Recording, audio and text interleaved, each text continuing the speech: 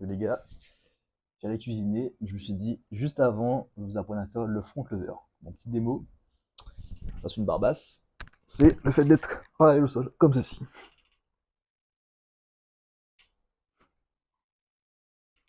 Voilà, c'est le bon. Et son échauffement, ça pique un peu. Donc, premièrement, il faut des prérequis. Il faut réussir à faire environ, pour commencer l'entraînement, je conseille entre 10 et 15 tractions. Donc, une traction, c'est ceci.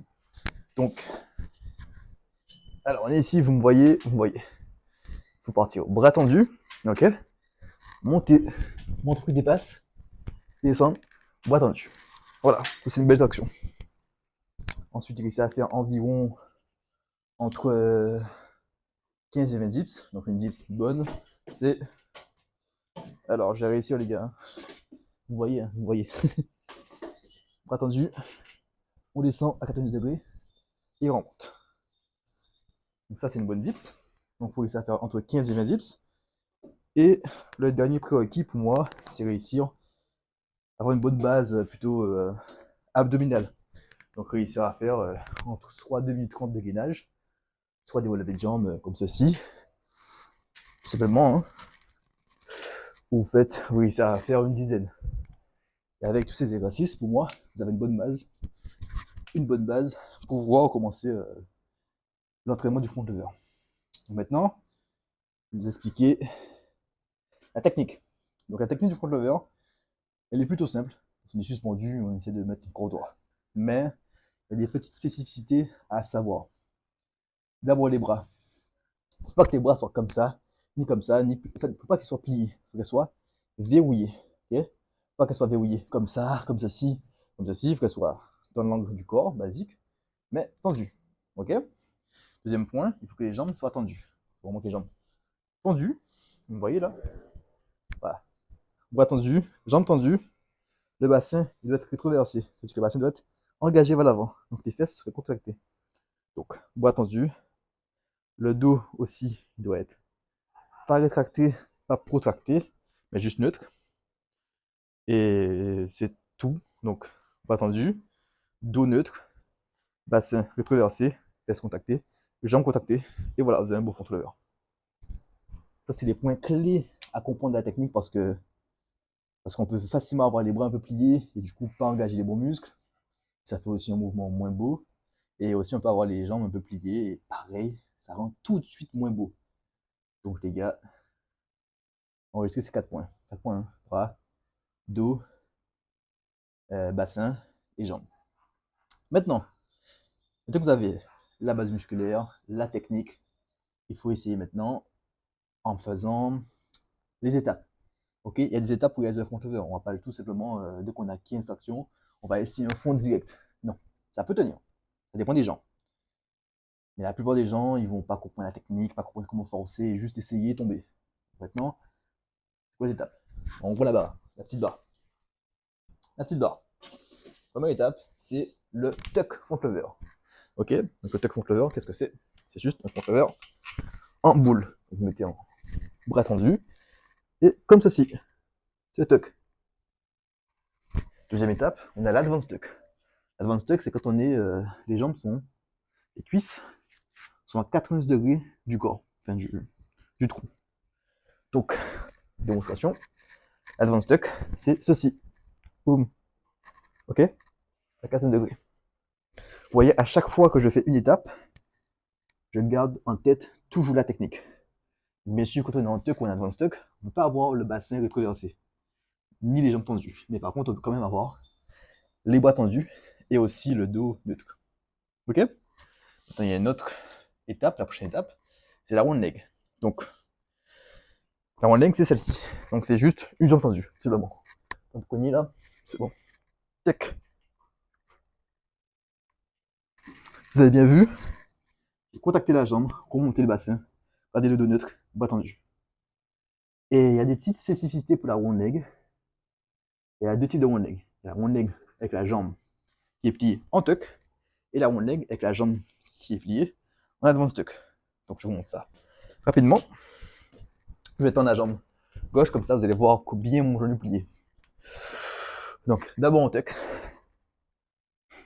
en tuck et advance tuck. Ok. Ensuite, vous avez le front levé en full, simplement. Donc, ouf, je reprends mon souffle.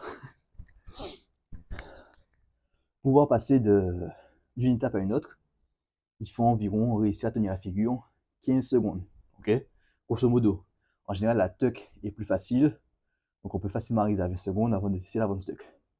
Passer de l'avance tuck à round leg, à la round leg tuck, simplement. On va essayer de faire 15 secondes d'avance tuck. Ok. Maintenant qu'on a tout ça, alors j'ai pris une petite pause, je suis de retour. Donc maintenant qu'on a les étapes, la technique, les prérequis, comment on fait son entraînement, comment on le structure. Pour la meilleure manière de s'entraîner, c'est de faire entre 5 et 10 essais.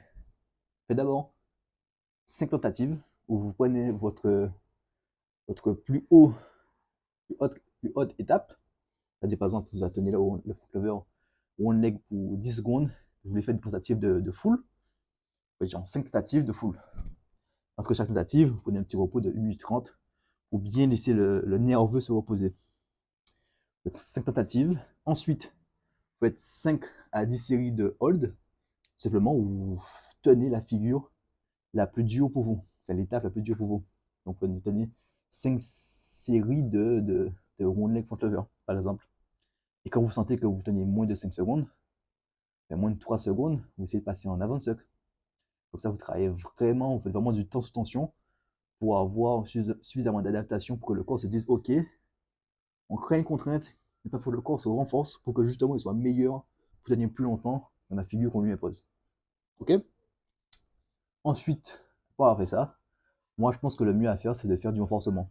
Donc, vous pouvez faire des tractions, des dips, les dips c'est moins adapté, donc plus traction et des relevés de jambes. Mais après, il y a aussi d'autres mouvements que je vais vous présenter maintenant. Il y a d'abord les tractions australiennes. Les australiennes, c'est tout simplement ici comme ceci et en monte. Il y a les tractions australiennes soulevées. Alors, soulevé, je fais un setup. Setup, les gars.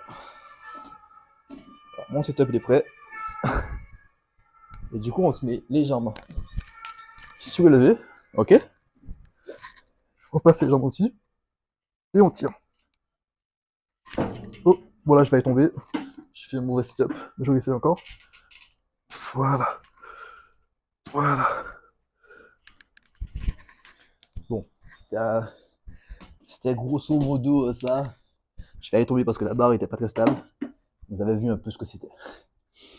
Et après, vous pouvez faire aussi des variations d'exercices directement de front lever. Donc il y a les front lever press. Je fais un one leg. Donc, les presses, qu'est-ce que c'est? Vous mettez en front lever. Tu presses. Ça peut être une variation que vous faites avant les renforcements ou les tractions. Par exemple, traction, c'est que vous mettez en front lever, ok, et vous tirez. Là, je suis pas chaud, donc j'ai pas tiré jusqu'au bout. Le but c'est de tirer jusqu'au bassin. Donc voilà les gars, vous avez pas mal d'exercices, les étapes, la technique, du renforcement. Maintenant, il faut juste faire. Hein. N'oubliez pas, avant de faire votre exercice, toujours essayer de visualiser et de comprendre la technique, comprendre comment forcer. Et quand vous comprenez tout ça, vous lancez en forçant au maximum. Et ayez toujours confiance en vous, car c'est vraiment important la confiance en soi pour pouvoir justement réussir et pour réussir en street. Parce que si le mental n'est pas là, en fait, on a beau avoir la force, la technique, ça fait pas tout quoi. En tout cas, les gars, merci d'avoir regardé la vidéo. N'hésitez pas à mettre au like, de commenter si vous avez un avis, vous avez des questions, vous savez, c'est vraiment quelque chose à me dire. Et puis, si vous voulez vous faire coacher par moi ou vous voulez des programmes, c'est par moi. Tous les liens sont en description. Mon Instagram aussi pour pouvoir avoir un contact avec moi si vous voulez me poser des questions ou un coaching seulement. Ciao les gars, je suis soufflé sur une brouille. Et puis, la prochaine vidéo, dites-moi aussi ce que vous voulez comme prochaine vidéo, si vous voulez apprendre des mouvements, je sais pas, comment réussir à faire la contraction, comment réussir à augmenter votre nombre de pompes, comment faire je sais pas si fait un tuto de la peau, bref, un tuto sur des mouvements particuliers. En tout cas, voilà, moi ça me fait plaisir de faire des vidéos, ça fait plaisir de partager mes connaissances.